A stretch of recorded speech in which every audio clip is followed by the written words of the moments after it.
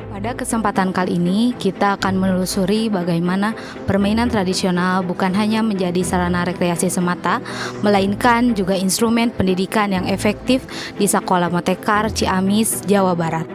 Melalui tayangan ini, kita akan mengetahui bagaimana integrasi permainan-permainan dalam pembelajaran bertujuan untuk mengembangkan berbagai aspek pada anak-anak, mulai dari kemampuan motorik, kognitif, hingga nilai-nilai akan budaya. Jadi mari kita simak bagaimana implementasinya ketika di lapangan.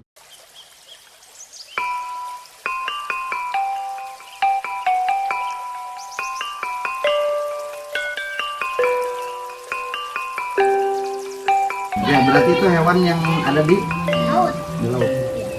Hewan selain itu, hewan apa aja yang ada di laut? Apa? Ikan. Ke depan. Ke depan. Sama yang ke depan. Gantian yang dikejarnya. Soalnya kan sudah megang teman-teman juga udah nyebutin nama. Gantian.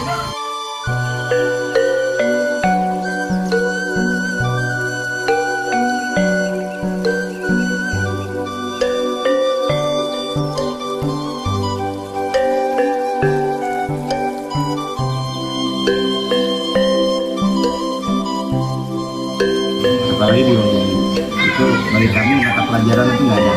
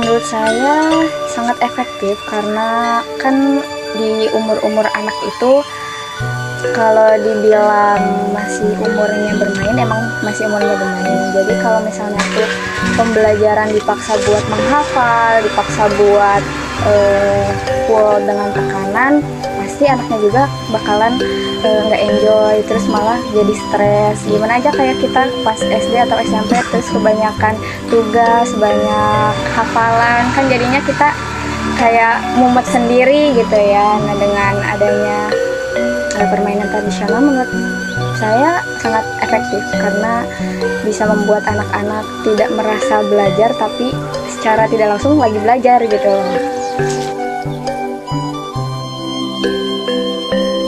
Kalau di sini permainannya banyak, ada yang lari-larian, terus ada juga yang pakai alat, terus ada yang tanpa alat, pakai gerakan tubuh aja.